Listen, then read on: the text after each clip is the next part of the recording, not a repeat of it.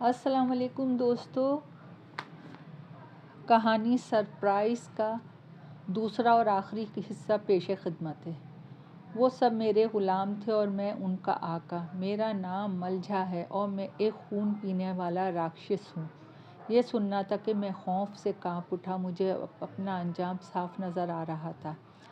ہے بھگوان، تو نے مجھے کس مصیبت میں پھنسا دیا؟ میں نے دل ہی دل میں بھگوان سے گلہ کیا۔ ڈرو مت، میں تمہیں کچھ نہیں کہوں گا۔ مگر اس نے جان بوجھ کے فکرہ ادھورا چھوڑ دیا۔ مگر کیا؟ میں نے سہمے ہوئے انداز میں پوچھا۔ مگر میں ایک شرط پہ تمہیں جان بخشی کروں گا کہ تم بھی میری طرح خون پینے والے بن جاؤ۔ بولو، منظور ہے؟ اس نے ایسے پرسکون بھرے انداز میں پوچھا جیسے خون پینا ایک عام سی بات ہو۔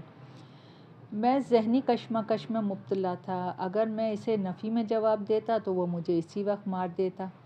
ویسے بھی وہ کوئی عام انسان تو تھا نہیں، لیکن اگر وہ کوئی عام انسان بھی ہوتا تو بھی میں اس سے نہیں لڑ سکتا تھا، کیونکہ میں اس وقت زخمی تھا۔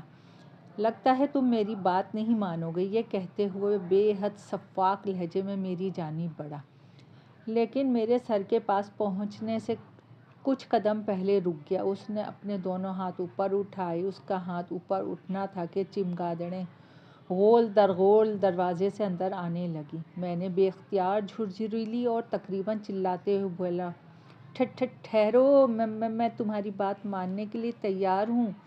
میرا اتنا کہنا تھا کہ چمگادڑیں اسی طرح واپس مڑ گئیں جیسے اندر داخل ہوئی تھیں۔ مجھے یوں محسوس ہوا جیسے وہ میری بات سننے کی صلاحیتوں سے مالا مال تھیں۔ بہت خوب، یہ ہوئی نا بات؟ اب میں تم کو بالکل اپنے جیسا بنا دوں گا اور پھر تم دیکھنا کہ تم کتنی طاقت کے مالک بن جاؤ گے دنیا کے لیے۔ تم ایک عام انسان ہی ہوگے، مگر تمہارے اندر بری آتما کا بسیرا ہوگا۔ دولت تمہاری جیب میں ہوگی اور دنیا تمہارے قدموں میں۔ لیکن تم کبھی یہ مت بھولنا کہ تم پہلے کیا تھے اور میں نے تمہیں کیا سے کیا بنا دیا، ورنہ نتائج کے ذمہ دار تم خود ہوگے۔ اب تم اپنے دل سے مجھے اپنا آقا تسلیم کرو، اس نے اپنی مکروہ آواز میں کہا۔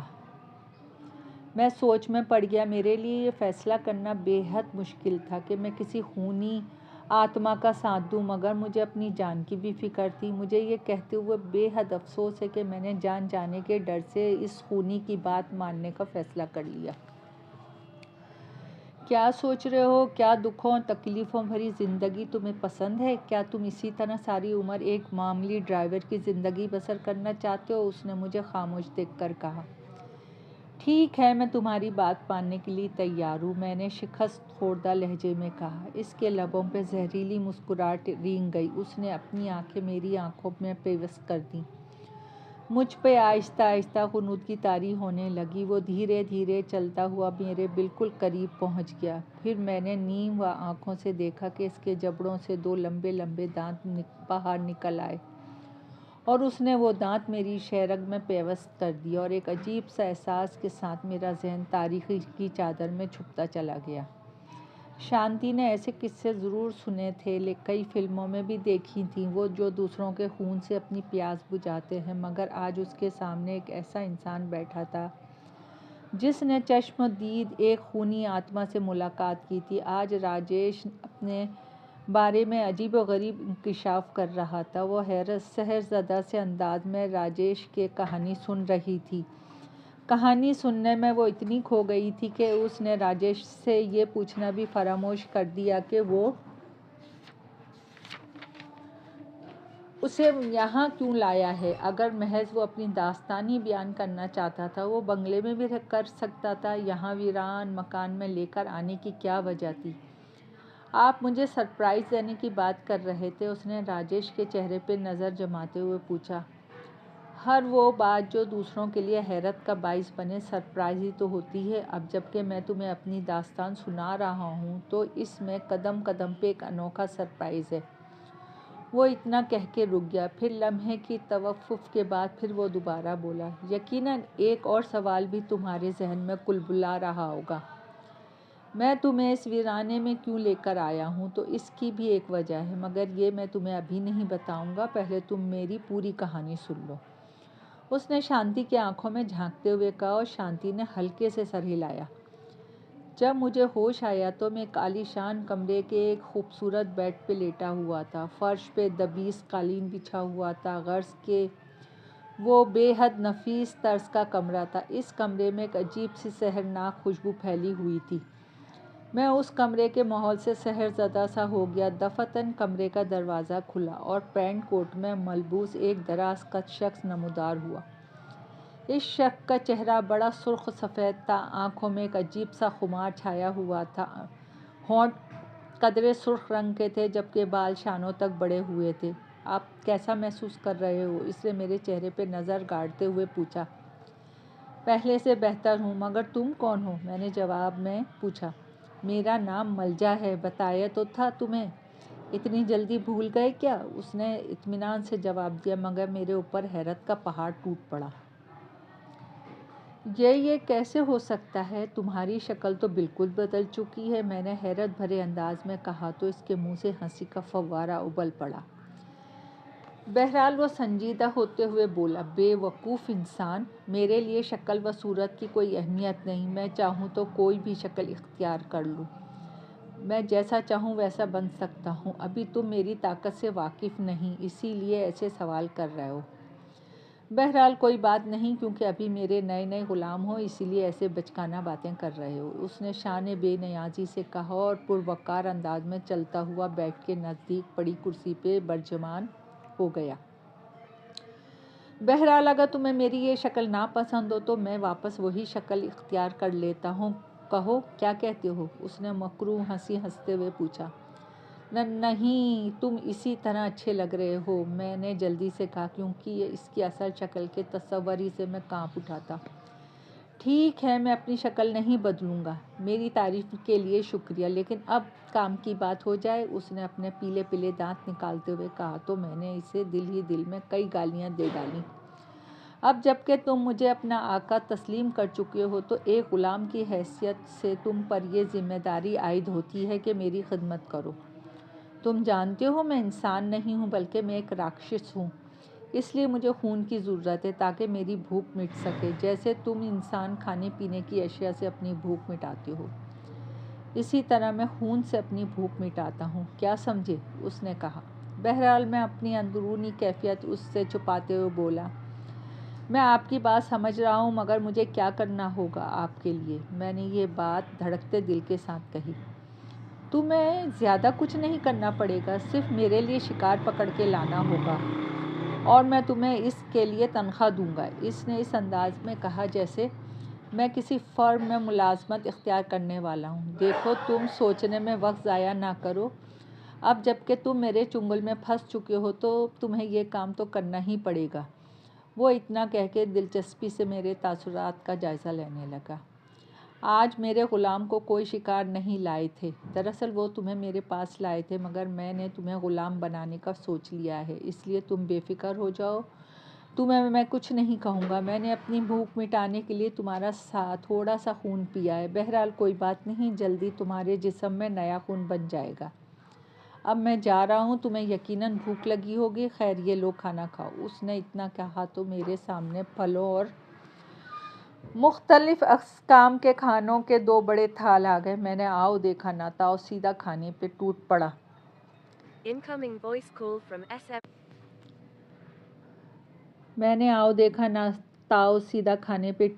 کھانے کے دوران میں نے نظر اٹھا کے دیکھا تو وہ جا چکا تھا۔ میں بھگوان کا شکر ادا کرنے لگا، کیونکہ زندگی میں پہلی میں اتنا لذیذ کھانا کھا رہا تھا۔ کھانے کے بعد مجھ پہ نیند کی غنودگی طاری ہونے لگی اور پھر خواب خرگوش کے مزے لینے لگا۔ میں نہ جانے کون سا خواب دیکھ رہا تھا کہ کسی نے مجھے جھنجھوڑ کے جگایا۔ ملجھا کی صورت دیکھتے ہی میں لرز اٹھا، وہ پھر سے اپنی سابقہ شکل میں واپس آ چکا تھا، بلکہ وہ تو اس سے بھی زیادہ بھیانک شکل اختیار کر چکا تھا۔ اٹھو، اب کیا سارا دن سوتے ہی رہو گے؟ اس نے جھنجھلاہٹ آمیز لہجے میں کہا۔ تیار ہو جاؤ، تمہیں آج شکار پہ جانا ہے۔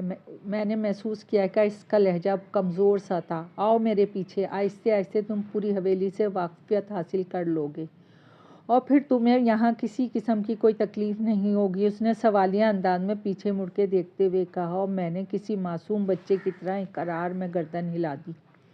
ہم مختلف راہداریوں سے ہوتے ہوئے ایک کمرے میں پہنچے۔ کمرے کی حالت دیکھ کر مجھے اکائب سی آنے لگی۔ کمرے میں ہر طرف مردے انسانوں کے باقیات پڑے ہوئے تھے، کچھ لاشیں ابھی تازہ تھیں، ان سے اٹھنے والی بدبو ناقابل برداشت تھی۔ کمرے کے اندر ایک چھوٹا سا کمرہ اور موجود تھا، غالباً وہی باتھ روم تھا۔ اندر جاؤ اور نہا دھو کے فریش ہو جاؤ، 9 بجے ٹھیک 1 منٹ پہلے تمہیں شکار کے لیے نکلنا ہوگا، اس نے کہا۔ میں سہمے ہوئے انداز میں باتھ روم کے اندر داخل ہو گیا۔ خلاف توقع باتھ روم کافی صاف ستھرا تھا۔ میں 20 منٹ تک شاور لیتا رہا، پھر کپڑے پہن کے باہر نکل آیا۔ وہ وہاں موجود نہیں تھا۔ بہرحال چونکہ میں نے راستہ ذہن نشین کر لیا تھا، اس لیے مجھے واپس پہنچنے میں کوئی دقت نہیں ہوئی۔ بیڈ پہ کھانا پڑا ہوا تھا، خوب سیر ہو کے کھانا کھایا۔ میں کھانا دیکھ کر حیران نہیں ہوا، کیونکہ گزشتہ رات مجھے ملجھا کی طاقت کا اندازہ ہو چکا تھا۔ کافی دیر بعد وہ پھر نمودار ہوا۔ تم نے کھانا کھا لیا ہے، مگر میرا پیٹ ابھی بھی خالی ہے، اب کچھ میرا انتظام بھی کر دو، اس نے ہونٹوں پہ بے قراری سے زبان پھیرتے ہوئے کہا۔ میرے لیے کیا حکم ہے؟ میں نے نہایت فرما برداری کا مظاہرہ کرتے ہوئے کہا۔ جاؤ اور ڈھونڈو کسی صحت مند انسان کو، تاکہ میری بھوک مٹ سکے۔ میں تمہیں غائب ہونے کی طاقت دے رہا ہوں تاکہ تم آسانی سے شکار کر سکو، مگر جسے تم اپنا شکار چنو گے وہ تمہیں دیکھ سکے گا۔ خبردار ناکام واپس مت لوٹنا، یہاں ناکام لوٹنے والے کی سزا موت ہے۔ تھوڑی دیر بعد میں ٹیکسی میں بیٹھا حویلی سے دور چلا جا رہا تھا۔ اس حادثے کے بعد ٹیکسی کا بالکل ٹھیک ہو جانا حیرت انگیز تھا۔ تم سوچ رہی ہوگی کہ میں ملجا کا غلام بننے کے لیے کیوں تیار ہو گیا۔ پہلی وجہ تو یہ تھی کہ میں ملجا کے سحر میں مبتلا ہو چکا تھا، اسی لیے مجھے اس کے لیے کام کرنا اچھا محسوس ہو رہا تھا۔ دوسری وجہ یہ تھی کہ میں دولت کمانا چاہتا تھا، بہت ہی کم عرصے میں بہت ساری دولت، جس سے میرے تمام سپنے پورے ہو پاتے۔ میں سسک کے زندگی نہیں گزارنا چاہتا تھا، اسی لیے میں نے ملجا کا خادم بننے کی پیشکش قبول کر لی۔ بہرحال میں نے دل سے ملجا کو آقا تسلیم نہیں کیا تھا۔ خیر تم آگے کی کہانی سنو۔ میں شکار کی تلاش میں مختلف سڑکوں پہ ٹیکسی دوڑاتا رہا۔ ایک ٹیکسی ڈرائیور ہونے کی وجہ سے شکار کا حصول میرے لیے مشکل نہیں تھا۔ وہ شخص دیکھنے میں کافی ہینڈسم تھا، فرینچ کٹ داڑھی، سلیقے سے کٹے ہوئے بال، خوبصورت نین نقش۔ اس نے مجھے رکنے کے لیے اشارہ کیا تو میں نے گاڑی روک دی۔ وہ دروازہ کھولتا ہوا عقبی نشست پہ بیٹھ گیا۔ کہاں چلنا ہے؟ میں نے مسکراتے ہوئے اس سے پوچھا۔ نیو آباد، اس نے بھی جواباً مسکراتے ہوئے کہا۔ میں نے محسوس کیا کہ وہ کسی دوسرے شہر سے آیا تھا۔ بہرحال مجھے تو ایک شکار چاہیے تھا، سو وہ مجھے مل چکا تھا۔ کیونکہ وہ اجنبی مجھے دیکھ سکتا تھا، اسی لیے بقول ملجھا یہی میرا شکار تھا۔ میں کافی دیر تک ڈرائیو کرتا رہا، مگر اس نے کسی تشویش کا اظہار نہیں کیا۔ اب میں پرانی حویلی سے چند کلومیٹر ہی دور تھا۔ میں نے مڑ کر اجنبی شخص کی جانب دیکھا، اس کے چہرے پہ گہرا اطمینان تھا۔ میں حویلی کے بہت نزدیک پہنچ چکا تھا۔ پھر حویلی آہستہ آہستہ میری آنکھوں کے سامنے ابھرنے لگی۔ ٹھیک حویلی کے مین گیٹ کے سامنے میں نے گاڑی روک دی۔ آپ کی منزل آ گئی ہے صاحب، میں نے زیر لب مسکراتے ہوئے کہا، مگر کوئی جواب موصول نہ ہوا۔ میں نے گھبراہٹ میں پیچھے مڑ کے دیکھا تو وہ شخص سیٹ پہ بے ہوش پڑا تھا، یعنی ملجھا نے اس کا انتظام کر دیا تھا۔ میں نے اطمینان کی سانس لی اور سیٹ پر سے اتر آیا۔ پھر میں نے اس شخص کو کاندھوں پہ لادا اور مین گیٹ کراس کرتا ہوا آہستہ آہستہ حویلی کے صدر دروازے کی جانب بڑھنے لگا۔ ملجھا کی بھوک مٹ چکی تھی، اس کام کے عوض مجھے 50 لاکھ ملا تھا۔ ملجھا کے پاس اتنے روپے کہاں سے آئے، مجھے کچھ پتہ نہیں تھا۔ بہرحال میں اس کی مخفی قوتوں کا قائل ہو چکا تھا۔ ویسے بھی مجھے صرف اپنے کام سے مطلب تھا۔ اسی طرح کئی سال بیت گئے۔ اب میں اپنے شاندار بنگلے میں رہنے لگا تھا۔ ملجھا تک شکار پہنچانا اب بھی میری ذمہ داری تھی، جسے میں نہایت خوش اسلوبی سے پورا کر رہا تھا۔ حویلی ملجھا کی جادوئی طاقتوں کا شاہکار تھی، اسی لیے میرے سوا کسی کو نظر نہیں آتی تھی۔ پورے شہر کی پولیس حرکت میں آ گئی۔ کئی خطرناک تنظیموں اور جرائم پیشہ عناصر پہ ہاتھ ڈالے گئے، مگر پولیس کی ساری کوششیں ناکام ثابت ہوئیں۔ اس کی وجہ یہ تھی کہ میں اپنے شکار کے علاوہ کسی کو نہیں دکھائی دیتا تھا۔ اسی میں میری کامیابی تھی۔ اس طرح دولت کمانے کے ساتھ ساتھ میں لوگوں سے ان کی بے حسی کا بدلہ بھی لے رہا تھا۔ جو تکلیفیں میں نے اپنے بچپن لڑکپن میں برداشت کی تھی، میں ان سب کا بدلہ بے گناہ لوگوں سے لے رہا تھا۔ لیکن میں یہ بھول گیا تھا کہ ان لوگوں میں سے جنہیں میں ملجا کی بھیٹ چڑھا رہا تھا، کئی نیک بھی ہوں گے، مخلص بھی ہوں گے، رحم دل بھی ہوں گے، گھر کے واحد سہارا بھی ہوں گے۔ میری آنکھوں پہ دولت کا ایسا نشہ چڑھا جو آج تک نہیں اتر سکا۔ دولت اب بھی میری کمزوری ہے۔ بہرحال وہ دن میں کبھی نہیں بھولوں گا۔ وہ شخص عام سے سفید لباس میں ملبوس تھا، آنکھوں میں سرما اور سر پہ سرسوں کا تیل لگائے وہ ایک ہی نگاہ میں دیہاتی معلوم ہوتا تھا۔ بہرحال مجھے تو صرف شکار چاہیے تھا، دیہاتی ہو یا شہری، اس سے مجھے کوئی مطلب نہیں تھا۔ میری بدقسمتی یا شاید خوش قسمتی تھی کہ میں نے اسے شکار چنا۔ اسے شاید لفٹ چاہیے تھی اور میں اپنی شاندار گاڑی میں موجود تھا۔ کیونکہ ٹیکسی ڈرائیونگ کو میں کب کا خیر آباد کہہ چکا تھا، اس وقت میری گاڑی اور میں ان دونوں اس دیہاتی کے سوا اور دوسرے تمام لوگوں کی نگاہوں سے اوجھل تھے۔ میں نے گاڑی اس دیہاتی کے متوازی لے جا کے روک دی۔ وہ میرے اس طرح گاڑی روکنے پہ خاصا حیران ہوا، کیونکہ کسی امیر شخص کا کسی غریب آدمی کے لیے اس طرح گاڑی روکنا خاصی حیرت انگیز بات تھی۔ میں نے اس کے لیے فرنٹ کا دروازہ کھول دیا۔ وہ تھوڑے سے پس و پیش کے بعد لفٹ لینے کے لیے راضی ہو گیا۔ تھوڑی دیر ڈرائیونگ کرنے کے بعد میں نے اس سے اس کی منزل کے متعلق پوچھا۔ تم ابھی گاڑی چلاتے رہو، جب منزل آئے گی تو میں تمہیں خود بتا دوں گا۔ میں اس کا جواب سن کے حیران ضرور ہوا، مگر میں نے زیادہ توجہ نہ دی۔ میں غیر محسوس انداز میں پرانی حویلی کی جانب بڑھتا چلا جا رہا تھا۔ حویلی نزدیک سے نزدیک آتی گئی۔ اس نے ابھی تک مجھے کسی جگہ گاڑی روکنے کے لیے نہیں کہا تھا۔ پھر جیسے ہی حویلی نگاہوں کے سامنے آئی، وہ خاصی اونچی آواز میں مجھ سے مخاطب ہوتے ہوئے بولا، یہ جو حویلی نظر آ رہی ہے نا، یہی بس میری منزل ہے۔ یہ بات سنتے ہی میرے ہاتھوں کے طوطے اڑ گئے۔ بقول ملجا میرے سوا کسی کو یہ حویلی باہر سے نظر نہیں آ سکتی، یہاں تک کہ وہ اس حویلی کے اندر نہ پہنچ جائے۔ لیکن یہ کیسا شخص تھا جسے یہ حویلی میری طرح صاف دکھائی دے رہی تھی؟ اب مجھے حقیقت میں اس شخص کے خوف محسوس ہونے لگا۔ میں حونکوں کی طرف اسے دیکھ رہا تھا۔ وہ ہونٹوں پہ طنزیہ مگر زہریلی مسکراہٹ بکھیرے ہوئے بولا، میں خود چلوں یا مجھے بھی کندھوں پہ لاد کے اندر لے جاؤ گے؟ میں اسے کیا جواب دیتا؟ میرے حواس تو منتشر ہو چکے تھے اور اس کی آنکھوں میں نہ جانے کون سا سحر تھا کہ مجھے ایسا محسوس ہوا جیسے میرے سر پہ بہت بڑا بوجھ آن پڑا ہو۔ پھر آہستہ آہستہ میرا ذہن تاریکی میں ڈوبتا چلا گیا۔ ہوش میں آنے کے بعد میں نے خود کو اسی حویلی کے ایک کمرے میں پایا۔ کمرے میں موجود منظر دیکھ کے میری آنکھیں پھٹی کی پھٹی رہ گئیں۔ میں نے اس کو کبھی یوں بے بس نہیں پایا تھا، مگر اس کی حالت دیکھ کر مجھے اندازہ ہوا کہ وہ سخت تکلیف میں تھا۔ جس شخص کو میں شکار کی غرض سے ساتھ لے کے آیا تھا، وہ بڑے فخر سے کرسی پر ٹانگ جمائے بیٹھا تھا، جبکہ ملجا فرش پہ پڑے بری طرح تڑپ رہا تھا۔ اس کے منہ سے غرغراہٹ آمیز آوازیں خارج ہو رہی تھیں۔ دیکھ رہے ہو تم کہ میں نے اس کا کیا حال کر دیا؟ اس شخص نے مجھے ہوش میں دیکھ کر کہا۔ میں چاہوں تو تمہارا بھی یہی حال کر دوں، مگر میں تمہارے ماضی سے واقف ہوں۔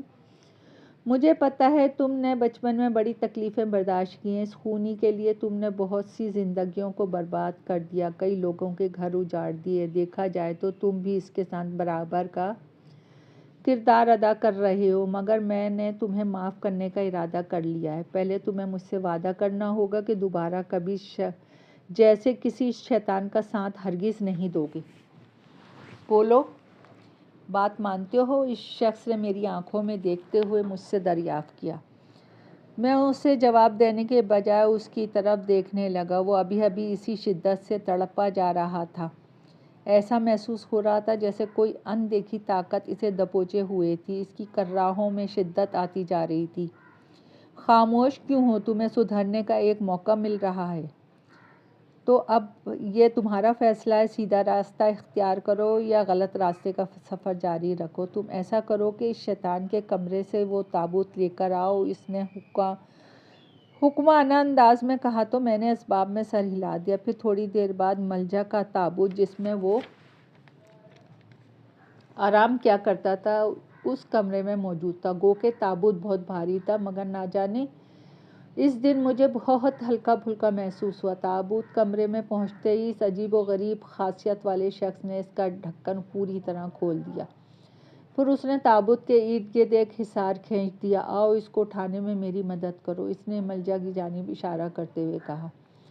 تو میں اس کی مدد کے لیے آگے بڑھ گیا۔ ہم دونوں نے مل کے ملجا کو تابوت میں بند کر دیا۔ اس وقت تک ملجا شاید بے ہوش ہو چکا تھا، اس کے چہرے سے شدید تکلیف کے آثار نمایاں تھے۔ ملجا کو تابوت میں بند کرنے کے بعد وہ شخص کافی دیر تک زیر لب کچھ بڑبڑاتا رہا۔ پھر اس نے مجھ سے پانی کا گلاس لانے کے لیے کہا۔ اس نے کافی دیر تک کچھ پڑھ کے پانی پہ دم کیا، پھر وہ پانی تابوت کے چاروں سمت چھڑک دیا۔ اسی لمحے زمین زور زور سے ہلنے لگی۔ تند و تیز ہوائیں چلنا شروع ہو گئیں۔ کمرے میں موجود ہر چیز ٹوٹ ٹوٹ کے گرنے لگی تھی۔ میرے لیے خود کو سنبھالنا مشکل ہو رہا تھا۔ پھر نہ جانے کون سی چیز پوری شدت سے میرے سر سے ٹکرائی اور میرا شعور اندھیرے کی دنیا میں گم ہوتا چلا گیا۔ پھر جب مجھے دوبارہ ہوش آیا تو میں نے خود کو اپنے بیڈ روم میں پایا تو اطمینان کا سانس لیا۔ میں نے اپنے دماغ کو بے حد ہلکا پھلکا محسوس کیا۔ شاید اب میں ملجا کے سحر سے آزاد ہو چکا تھا۔ اس سے جان چھوٹ جانے پہ مجھے بے حد خوشی تھی۔ میں دل ہی دل میں اس نیک صفت انسان کا احسان مند تھا جس نے مجھے ملجا کی غلامی سے نجات دلائی تھی۔ پھر کئی سال گزر گئے، میرے ذہن سے سابقہ یادیں آہستہ آہستہ ختم ہونے لگیں۔ پھر جب تم میری زندگی میں آئی تو میری دنیا ہی بدل گئی۔ اب میں اپنی موجودہ زندگی سے بڑی حد تک مسرور ہوں، ہو سکے تو مجھے معاف کر دو۔ راجیش نے شانتی کا ہاتھ گرم جوشی سے تھامتے ہوئے کہا، کیسی باتیں کرتے ہیں آپ، غلطی ہر انسان کرتا ہے، آپ سے بھی ہوئی، مگر آپ دل سے ایک اچھے انسان ہیں، اسی لیے بھگوان آپ کو ضرور معاف کر دے گا۔ مگر آپ نے مجھے ابھی تک یہ نہیں بتایا کہ آپ مجھے کیا سرپرائز دینا چاہتے تھے۔ شانتی نے واقعی راجیش کو معاف کر دیا کیونکہ وہ اپنے پتی سے بے حد محبت کرتی تھی۔ سرپرائز؟ راجیش ہونٹوں پہ مسکراہٹ سجاتے ہوئے بولا، میری مس شانتی، آج ہماری شادی کی سالگرہ ہے۔ شانتی یک لخت جیسے کرسی پر سے اچھل پڑی اور جذبات سے لبریز آواز میں بولی، آپ نے اتنی بڑی بات مجھ سے چھپائی، آپ سچ مچ ایک فنکار ہیں۔ راجیش شوق نگاہوں سے اسے تکے جا رہا تھا، پھر اس نے اپنی جیب سے ایک ڈبیا نکال کے میز پہ رکھ دی۔ میری طرف سے یہ حقیر سا تحفہ قبول کرو۔ اس نے ہیرے کی چمکدار انگوٹھی شانتی کی نازک انگلی میں پہناتے ہوئے کہا۔ آپ کو بھی شادی کی سالگرہ مبارک ہو، شانتی نے اپنائیت سے کہا۔ آؤ اب گھر چلتے ہیں، اس نے شانتی سے کہا تو وہ بغیر کسی ہیلے حجت کے چلنے کے لیے تیار ہو گئی۔ ویسے بھی اس ویران گھر سے اب اسے وحشت سی ہونے لگی تھی۔ کھٹ کھٹ کی آواز ایک بار پھر سنائی دی، مگر اس بار شانتی نے دھیان نہیں دیا۔ بہرحال تھوڑی دیر بعد وہ دونوں تاریک سڑک پہ بنگلے کی طرف روانہ ہو چکے تھے۔ ملجھا کو اپنا یہ نیا روپ کافی پسند آیا تھا۔ اصل راجیش اس ویران گھر کے تہخانے میں موجود تھا، تابوت میں بند، موت کا انتظار کر رہا تھا۔ دوستو، کہانی پسند آئی ہو تو لائک اور سبسکرائب کیجیے۔ آپ کی دعاؤں کی طلبگار۔